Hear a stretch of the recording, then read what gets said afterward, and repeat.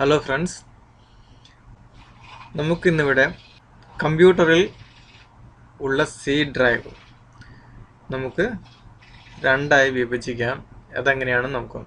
നമ്മുടെ കമ്പ്യൂട്ടറിൽ നമ്മുടെ പ്രധാനപ്പെട്ട വീഡിയോസും ഫോട്ടോസും ഓഫീസ് ഡാറ്റകളും സൂക്ഷിച്ചു വെക്കാൻ നമുക്ക് സാധാരണയായി ഒരു എക്സ്ട്രാ ഡ്രൈവ് ഉണ്ടെങ്കിൽ വളരെ നല്ലതാണ്. സാധാരണയായി ചില കമ്പ്യൂട്ടറിൽ വിൻഡോസിൽ ഒരു ഡ്രൈവ് സി ഡ്രൈവ് മാത്രമാണ് ഹാർഡ് ഡിസ്കിൻ്റെ പാർട്ടീഷനായിട്ട് കാണുന്നത്. അപ്പോൾ നമ്മുടെ ഡാറ്റാസ് മൈ ഡോക്യുമെൻറ്റ്സും ഡെസ്ക്ടോപ്പിൽ നമ്മൾ സൂക്ഷിച്ചു വെക്കുന്ന ഡാറ്റയും എല്ലാം ഈ മെയിൻ സി ഡ്രൈവിനകത്തായിരിക്കും ഉണ്ടാവുക. എന്തെങ്കിലും കാരണവശാൽ വിൻഡോസ് ഡാമേജ് ആയാൽ അല്ലെങ്കിൽ വിൻഡോസ് ഫോർമാറ്റ് ചെയ്യേണ്ടി വരുമ്പോൾ നമ്മുടെ ഡാറ്റ മിസ്സാവാനുള്ള സാധ്യത കൂടുതലാണ്.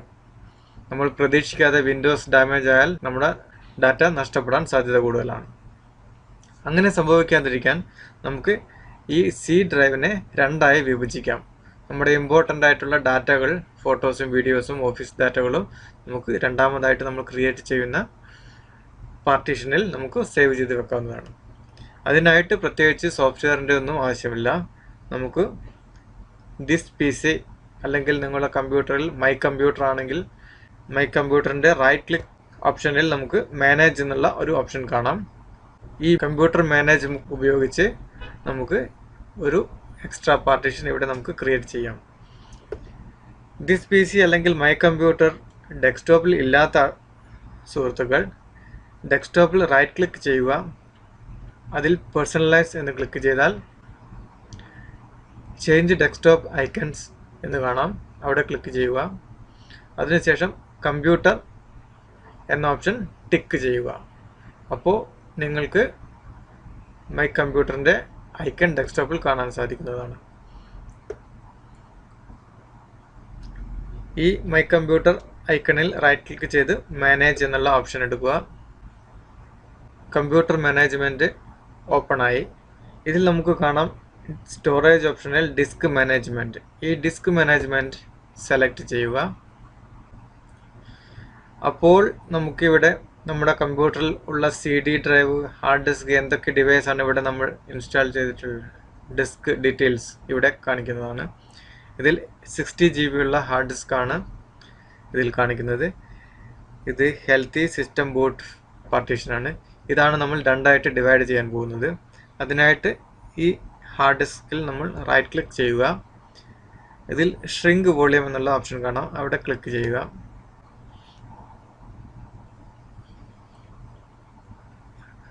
ഇപ്പോൾ സി ഡ്രൈവ് ഷ്രിങ്ക് ചെയ്യാനുള്ള മെനു ആണ് ഇവിടെ കാണിക്കുന്നത്. നമുക്കിവിടെ കാണാം ടോട്ടൽ സൈസ് 60 GB ആണ്. Size of available shrink space 27 GB നമുക്ക് മാക്സിമം ഷ്രിങ്ക് ചെയ്ത് സെക്കൻഡ് പാർട്ടീഷനായിട്ട് നമുക്ക് ഉപയോഗിക്കാം.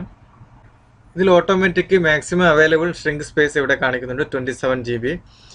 ചില കമ്പ്യൂട്ടറിൽ നമുക്ക് ഇവിടെ ഷ്രിങ്ക് ചെയ്താലും ഈ സെക്കൻഡ് പാർട്ടീഷൻ നമുക്ക് ഉപയോഗിക്കാൻ പറ്റാതെ വരാറുണ്ട്. അതിന് കാരണം ചില ഹാർഡ് ഡിസ്ക് ടൈപ്പാണ്. Dynamic GPT hard disk type ഉണ്ട്, ഈ ബേസിക് ഡിസ്ക് ഉണ്ട്, ഡൈനാമിക് ഡിസ്ക്, അങ്ങനെയുള്ള difference type of hard disk ഉണ്ട്. നമുക്കാദ്യം ഒരു 5 GB ഫോർ ടെസ്റ്റിംഗ് പർപ്പസിന് ഒരു 5 GB ക്രിയേറ്റ് ചെയ്ത് നോക്കാം. അതിനായിട്ട് 5000 എന്ന് ടൈപ്പ് ചെയ്യുക. അപ്പോൾ നമ്മുടെ കമ്പ്യൂട്ടറിൽ 5 GB സ്പേസുള്ള ഒരു പാർട്ടീഷൻ ക്രിയേറ്റ് ആവുന്നതായിരിക്കും. ഡി ഡ്രൈവ് നമ്മൾ ക്രിയേറ്റ് ചെയ്യാൻ ഉദ്ദേശിക്കുന്ന ഹാർഡ് ഡിസ്കിൻ്റെ സൈസ് 5 GB ആണ് ഇപ്പോൾ ഇവിടെ സെലക്ട് ചെയ്തിരിക്കുന്നത്. ഷ്രിങ്ക് എന്നുള്ളത് ക്ലിക്ക് ചെയ്യുക.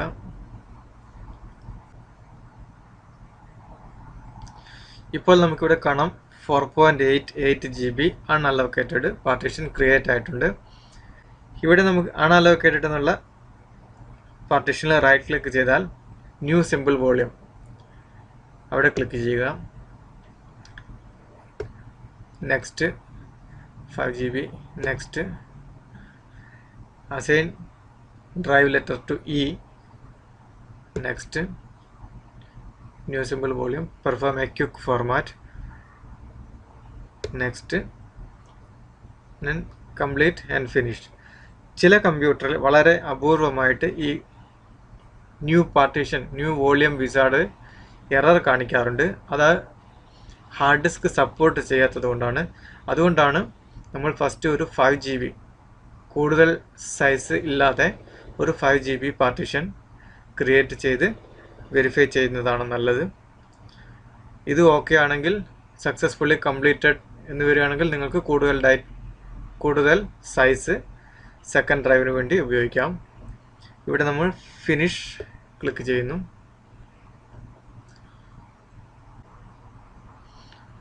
ഇപ്പോൾ സെക്കൻഡ് ഡ്രൈവ് ക്രിയേറ്റ് ആയിട്ടുണ്ട്. ഇപ്പോൾ നമുക്ക് മൈ കമ്പ്യൂട്ടർ ഓപ്പൺ ചെയ്താൽ പുതിയ പാർട്ടീഷൻ അവിടെ കാണാൻ സാധിക്കുന്നതാണ്. സി ഡ്രൈവ് 55 GB ആൻഡ് പുതിയ ഡ്രൈവ് 4.88 GB. എന്തെങ്കിലും കാരണവശാൽ നമുക്ക് ഈ പുതിയ ഡ്രൈവ് ക്രിയേറ്റ് ചെയ്യാൻ സാധിച്ചില്ലെങ്കിൽ നമുക്കിവിടെ വീണ്ടും ഈ പാർട്ടീഷൻ സി ഡ്രൈവിലോട്ട് തന്നെ ആഡ് ചെയ്ത് കൊടുക്കാൻ സാധിക്കുന്നതാണ്. അതിനായി നമുക്ക് ഈ പാർട്ടീഷൻ വേണമെങ്കിൽ ഡിലീറ്റ് ചെയ്യാം. Delete volume. Deleting this volume will erase all data. നേരത്തെ നമ്മൾ ഉപയോഗിച്ചിരുന്ന പാർട്ടീഷൻ ആണെങ്കിൽ അതിലുള്ള ഡാറ്റ എല്ലാം മിസ്സാവുന്നതാണ്. യെസ്. മുൻപ് പറഞ്ഞ പോലെ പുതിയ പാർട്ടീഷൻ ക്രിയേറ്റ് ചെയ്യാൻ പറ്റാത്ത ആൾക്കാണെങ്കിൽ ഇവിടെ അൺഅലോക്കേറ്റഡ് എന്നുള്ള പാർട്ടീഷൻ അങ്ങനെ ആയിരിക്കും. അപ്പോൾ നമുക്കിവിടെ ഈ അൺഅലോക്കേറ്റഡ് പാർട്ടീഷൻ മെയിൻ സി ഡ്രൈവിലോട്ട് വീണ്ടും ആഡ് ചെയ്യണമെങ്കിൽ ഈ സി ഡ്രൈവിൽ നമ്മൾ റൈറ്റ് ക്ലിക്ക് ചെയ്യുക. അതിനകത്ത് ഇവിടെ എക്സ്റ്റെൻഡ് വോളിയം എന്നുള്ള ഓപ്ഷൻ കാണാം. എക്സ്റ്റെൻഡ് വോളിയം ക്ലിക്ക് ചെയ്യുക. നെക്സ്റ്റ്. ഇപ്പോൾ നമുക്ക് നേരത്തെ നമ്മൾ ക്രിയേറ്റ് ചെയ്ത 5 GB പാർട്ടീഷൻ നമുക്ക് ഉപയോഗിക്കാൻ പറ്റാത്ത, പുതുതായിട്ട് നമ്മൾ new simple volume partition create ചെയ്യാൻ സാധിച്ചില്ല എങ്കിൽ അവർക്ക് വീണ്ടും തിരിച്ച് മെയിൻ സി ഡ്രൈവിലോട്ട് ഈ 5 GB ആഡ് ചെയ്യാൻ സാധിക്കുന്നതാണ്. അതിനായിട്ട് നെക്സ്റ്റ് ക്ലിക്ക് ചെയ്യുക. ഫിനിഷ്. ഇപ്പോൾ വീണ്ടും ടോട്ടൽ 60 GB ആയി മാറി കമ്പ്യൂട്ടർ. മൈ കമ്പ്യൂട്ടറിൽ വീണ്ടും 60 GB സിംഗിൾ പാർട്ടീഷൻ ആയിട്ടുണ്ട്.